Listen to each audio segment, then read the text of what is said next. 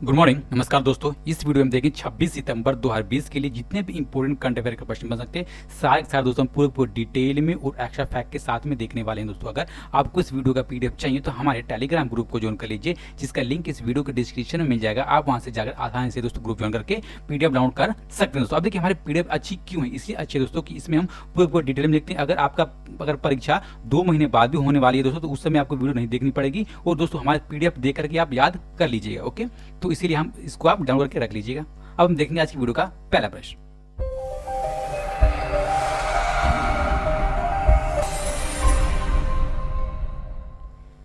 Which of the following country has banned travel to 3 countries including India? यानी कि निम्न में से किस देश ने भारत समेत 3 देशों की यात्रा पर प्रतिबंध लगा दिया? दोस्तों बैन लगा दिया किसने?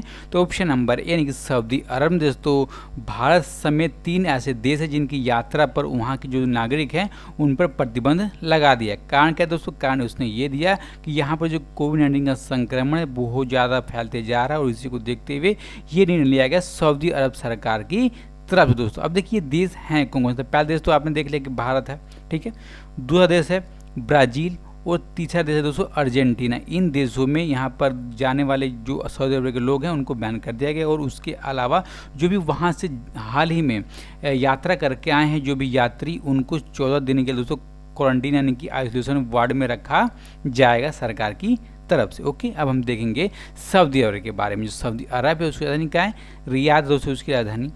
राजा है सलमान और क्राउन प्रिंस है मोहम्मद बिन सलमान और मुद्रा चलती है सऊदी रियाल। दोस्तों वहाँ की मुद्रा चलती है। ओके, अगर आपको वीडियो अच्छी लग रही हो तो वीडियो को लाइक कीजिएगा और दोस्तों इस वीडियो को ज़्यादा लोगों तक पहुँचाने के लिए शेयर करना बिल्कुल भी ना भूलिएगा। और मुझे विश्वास है कि आपकी वीडियो अच्छी लग रही होगी दोस्तों, और अच्छी लग रही है तो इस Which of the following women has been chosen to fly Rafale fighter aircraft? यानी कि निम्न में से किस पहली महिला को राफेल लड़ाकू विमान उड़ाने के लिए चुना गया है? दोस्तों इस महिला का नाम है ऑप्शन नंबर बी यानी कि शिवांगी सिंह को राफेल जो लड़ाकू विमान दोस्तों हमारा जो अभी हाल ही में फ्रांस से आए हैं उसको उड़ाने के लिए पहली महिला को चुना गया जिनका नाम है शिवांगी सिंह दोस्तों, ठीक है। अब देखिए ये प्रेजेंट टाइम पर इनकी पोस्टिंग कहाँ की गई? तो प्रेजेंट टाइम पर इनकी पोस्टिंग राजस्थान में कर दी गई दोस्तों। और इन्होंने ट्रेनिंग कहाँ से? तो इन्होंने ट्रेनिंग नहीं हैदराबाद से, और हैदराबाद के बाद इनको राजस्थान में ट्रेनिंग कर देगी। और ये प्रेजेंट टाइम पर जो हमारा MiG-21 नाम का दोस्तों फाइटर प्लेन है उसको उड़ाने का ये काम कर रही है प्रेजेंट टाइम पर। ओके दोस्तों, अब हम देंगे जो रक्षा से जुड़े हुए जो भी हमारे अधिकारी हैं उनके नामों के बारे में, क्योंकि पेपर में बहुत ज़्यादा पूछे जाते रहे हैं दोस्तों। अब देखिए हमारे पहले टाइम के chief of the defence staff हैं जो दोस्तों पहले भी हैं, इनका नाम है Vipin Rawat. Chief of army है general Manoj Mukund Naravane. Air chief marshal हैं राकेश कुमार सिंह भदौरिया। और chief of the naval staff हैं admiral Karambir Singh. Okay, next question 3 number के लिए। Name the person who has been appointment as the new administrator of PMC bank. यानी कि उस व्यक्ति का नाम बताइए जिससे पीएमसी बैंक का नया प्रशासक नियुक्त किया गया। दोस्तों नए प्रशासक नियुक्त किए गए हैं। ऑप्शन नंबर सी कि A.K. दीक्षित को पीएमसी बैंक का नया प्रशासक नियुक्त किया गया है, ठीक है दोस्तों। अब देखिए जो पीएमसी बैंक है इसका फुल फॉर्म क्या होता है? तो इसका फुल फॉर्म होता है पंजाब एंड महाराष्ट्र बैंक, इसका फुल फॉर्म होता है। और दूसरी इनकी नियुक्ति की कब? तो 23 सितंबर 2020 को इनकी नियुक्ति कर दी गई। किसकी तरफ से? तो रिजर्व बैंक ऑफ इंडिया की तरफ से इनकी नियुक्ति कर दी गई दोस्तों। अब देखिए ये इन्होंने स्थान किसका? ये तो इन्होंने स्थान लिया JB भदौरिया का दोस्तों इन्होंने स्थान लिया। यानी कि इससे पहले जो JB भदौरिया हैं इससे पहले पीएमसी बैंक के प्रशासक के तौर पर वो काम कर रहे हैं दोस्तों। अब देखिए एक प्रश्न और पूछा जाएगा कि इनको किस धारा के अधीन में इनको नियुक्ति कर दी गई दोस्तों। अब देखिए धारा कौन सी है? तो बैंकिंग विनियम अधिनियम 1949 के अधीन धारा 1 और 2 की धारा 236 AA और धारा 56 के अंतर्गत में इनकी नियुक्ति कर दी गई है दोस्तों, ठीक है। अब देखिए जो इनके अलावा जो सुंदरपाल सिंह हैं दोस्तों, कौन? सुंदरपाल सिंह, उनको पीएमसी बैंक का पेन टाइम का CEO भी नियुक्त कर दिया गया दोस्तों। कब किया गया था? तो 11 सितंबर 2020 को दोस्तों CEO पीएमसी बैंक का नियुक्त कर दिया गया था। किसी? सुंदरपाल सिंह को। ओके, अब देख जाएंगे दोस्तों हम पंजाब एंड महाराष्ट्र बैंक के बारे में दोस्तों। अब देखिए एक प्रकार की सहकारी बैंक है और आमतौर पर ये महाराष्ट्र में दोस्तों ये काम कर रहा है। इसके पंजाब बैंक सीएम है सुंदरपाल सिंह और इसका मुख्यालय है मुंबई महाराष्ट्र में दोस्तों इसकी मुख्यालय है। अब देखिए दोस्तों आपको पता होगा पिछले साल ये जब दिवालिया हो गया बैंक दोस्तों, इस पर रिजर्व बैंक ऑफ इंडिया की तरफ से बैन लगा दिया गया और इसमें पैसे निकालने की दोस्तों जो सीमा है उस पर भी रोक लगा दिया गया है प्रेजेंट टाइम पर दोस्तों। अब देखिए कब तक ये रोक लगे रहने वाला है। तो दोस्तों ये रोक लगा रखा जो रिजर्व बैंक ऑफ इंडिया ने 22 दिसंबर 2020 तक ये रोक लगा रखा और उसके बाद जो क्या निर्णय आता है उसके बाद में अगर निर्णय हमारे ग्राहकों के पक्ष में आएगा तो वो अपने सारे पैसे इस बैंक में से निकाल सकते हैं। ओके, अगला प्रश्न, Alexander Lukashenko has been appointment as the president of which country, यानी कि अलेक्जेंडर लुकाशेंको को किस देश के राष्ट्रपति के रूप में नियुक्त किया गया दोस्तों। नियुक्त किए गए हैं ऑप्शन नंबर बी कि बेलारूस के राष्ट्रपति के रूप में नियुक्ति की गई है। अलेक्जेंडर लुकाशेंको की दोस्तों नियुक्ति कर दी गई है। अब देखिए इनकी एज है पेंडेम 66 साल और ये 5 सालों के कार्यकाल के लिए इनकी नियुक्ति दोस्तों कर दी गई है। अब देखिए ये राष्ट्रपति का चुनाव हुआ कब था दोस्तों। राष्ट्रपति का चुनाव 9 अगस्त 2020 को हुआ था और इनको जीत के लिए 80% दोस्तों इनके पक्ष में वोट पड़े और इनके विपक्ष में कितने तो 10% के वोट पड़े दोस्तों। अब देखिए 10% के वोट किसके ऊपर थे, इनके दोस्तों प्रतिद्वंदी थे दूसरे तरफ पे सिवातलाना और उनको दोस्तों 10% का वोट पड़ा था।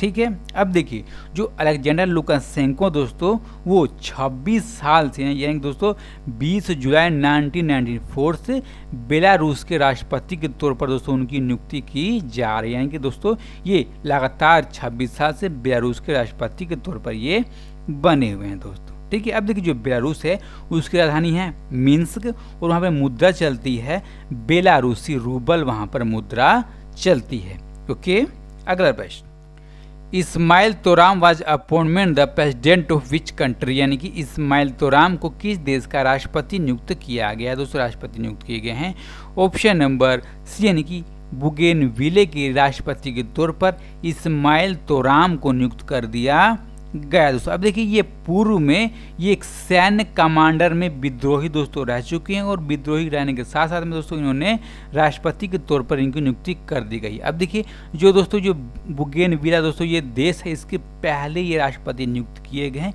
इसलिए बहुत ज़्यादा दोस्तों इंपॉर्टेंट हो जाता है। अब देखिए जो दोस्तों ये देश है ये पिछले साल दोस्तों पापुआ न्यू गिनी से दोस्तों अलग होकर ये दोस्तों ये देश बना और उसके बाद में दोस्तों यहाँ पे मतदान किया गया और मतदान करने के बाद में ये पहले वहाँ के राष्ट्रपति के तौर पर इनकी नियुक्ति कर दी गई है दोस्तों। ठीक है, अब देखिए पहले तौर पर नियुक्ति की बहुत ज़्यादा इंपॉर्टेंट ये हो जाता है। अब हम देखेंगे अगला प्रश्न 6 नंबर के लिए, नाडा ने भारतीय बास्केटबॉल खिलाड़ी अर्शप्रीत सिंह भुल्लर पर डोप टेस्ट में फेल होने के कारण कितने साल का प्रतिबंध लगा दिया दोस्तों, बैन कर दिया गया। ऑप्शन नंबर बी, यानी कि 4 साल के लिए बास्केटबॉल खिलाड़ी अर्शप्रीत सिंह भुल्लर दोस्तों उनको बैन कर दिया गया दोस्तों। अब देखिए जब इनका डोप टेस्ट हुआ तब इन दोस्तों डोप टेस्ट में पॉजिटिव पाए गए और दोस्तों जब इनकी सुनवाई चल रही थी इनकी केस की तब इन्होंने दोस्तों कबूल किया कि उन्होंने दोस्तों खेलते समय सप्लीमेंट खाया था दोस्तों, यानी कि सप्लीमेंट का सेवन किया था और दोस्तों इसी कारण इनको 4 साल के लिए बैन कर दिया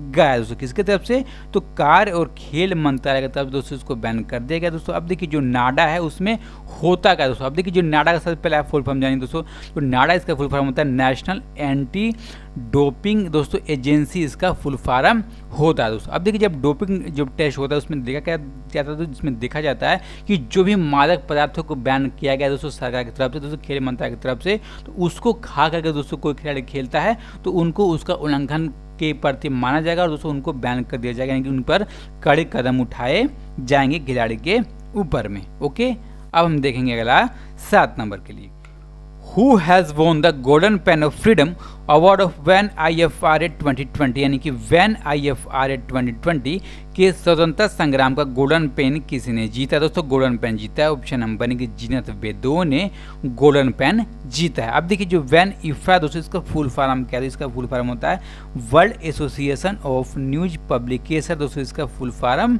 होता है। ठीक है, अब देखिए जो ये पुरस्कार है ये दिया क्यों जाता है? दोस्तों ये जो पुरस्कार है जो महिलाओं के अधिकारों को बढ़ावा देने और उनकी व्यक्तिगत त्रासदी को दूर करने के लिए, दोस्तों उनको जो साहस है उनको बढ़ाने के लिए, लोगों के बीच में दोस्तों उनके जो योगदान है उनके बीच में जागरूकता पैदा करने के लिए इसको दोस्तों हर साल दोस्तों इस स्वतंत्रता संग्राम को गोल्डन पैन के रूप में दिया जाता है, जिसको अब की बार किसको दिया गया? तो जीना बेदवे को दोस्तों अब की बार में दिया गया दोस्तों। अब देखिए हैं कौन सा, ये एक प्रकार की समाचार पत्र कोलंबिया में दोस्तों उसके उप संपादक के रूप में दोस्तों ये प्रेजेंट टाइम पर ये काम कर रही हैं। ओके, अब हम देखते हैं अगला प्रश्न 8 नंबर के लिए।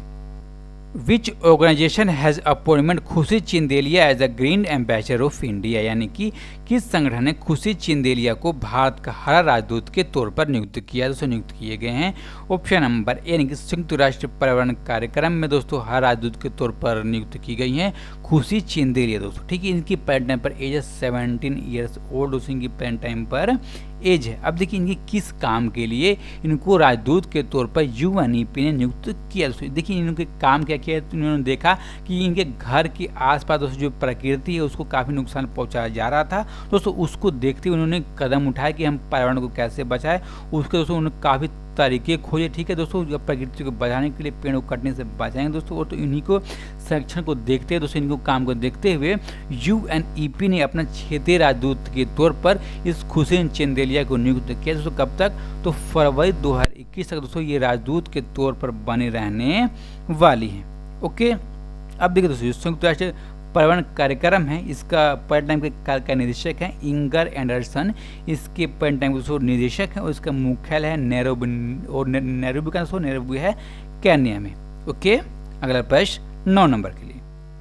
In which state was the foundation stone of the country's first medical device park laid, यानी कि किस राज्य में देश के पहले चिकित्सा उपकरण पार्क यानी कि मेडिकल डिवाइस पार्क का शिलान्यास किया गया? दोस्तों शिलान्यास किया गया ऑप्शन नंबर डी, केरल में देश के पहले चिकित्सा उपकरण पार्क को लॉन्च कर दिया गया दोस्तों। अब देखिए इसको पीछे का लॉन्च क्या उद्देश्य का? उद्देश्य ये है कि जो हमारे चिकित्सीय उपकरण है, ठीक है, उसके जुड़े जितने उद्योग हैं दोस्तों उनका विकास करना, उनका अनुसंधान करना दोस्तों, जो भी उसको टेस्टिंग करते हैं उसका मूल्यांकन करने के साथ साथ दोस्तों जो हमारा देश है उसमें पूरा उसकी सुविधाओं को देना दोस्तों इसका मेन उद्देश्य है। और इसी के लिए इसे चिकित्सा उपकरण पार्क को लॉन्च कर दिया गया। कहाँ पर दोस्तों? केरल में इसको लॉन्च कर दिया गया दोस्तों। अब देखिए लॉन्च किसने किया इसको? दोस्तों लॉन्च किया है भारत सरकार के विज्ञान एवं प्रौद्योगिकी विभाग और दोस्तों श्री चित्रा तिरुनाथ चिकित्सा विज्ञान और केरल सरकार की औद्योगिक एवं निवेश संवर्धन एजेंसी दोस्तों, एक क्या नाम है?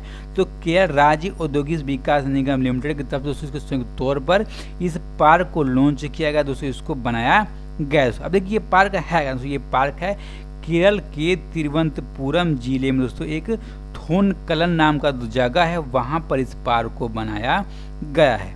ओके, अब हम देखेंगे आज की वीडियो का 10 नंबर का प्रश्न और लास्ट प्रश्न।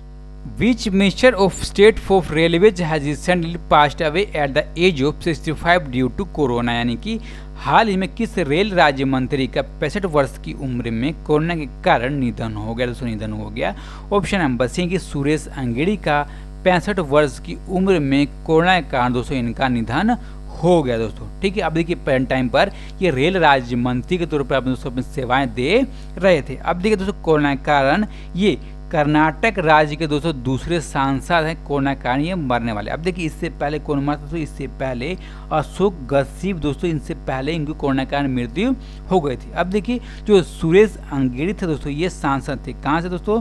तो कर्नाटक के बेलगाम सीट से दोस्तों सांसद चुने गए थे। कितनी बार? तो लगातार 4 बार के दोस्तों ये सांसद रह चुके हैं दोस्तों। कब कब? तो 2004, 2009, 2014 और अब की बार 2019 दोस्तों 4 बार के सांसद चुने गए थे कर्नाटक के बेलगाम सीट से दोस्तों। ठीक है, अब हम देखेंगे जो हमने पिछले वीडियो में प्रश्न पूछा दोस्तों, हमने क्या पूछा था कि अशोक लवासा के इस्तीफे के बाद किसे नया चुनाव आयुक्त नियुक्त किया गया? दोस्तों नए चुनाव आयुक्त कौन बन गए हैं? तो ऑप्शन नंबर सी है दोस्तों राजीव कुमार नए चुनाव आयुक्त बन गए दोस्तों। अब देखिए हमारे प्रेजेंट टाइम दोस्तों 3 चुनाव आयुक्त हैं, उनके नाम आपको कमेंट बॉक्स में बताने। अब देखिए इस प्रश्न का सही जवाब किसने दिया? तो सही जवाब दिया है विजय कुमार, कुणाल कुमार सिंह, बुल्ती घोष, शक्ति कुशवाहा, बड़शंकर बिस्वाल, सर्वेश काजी, छोटू आर्यन, अमन कुमार, श्रीमंता बाग और निखिल मलेशिया। अब हम देखेंगे आज का प्रश्न। दोस्तों आज के प्रश्न के बारे में आपको जितना भी मालूम होगा सारा का सारा दोस्तों आप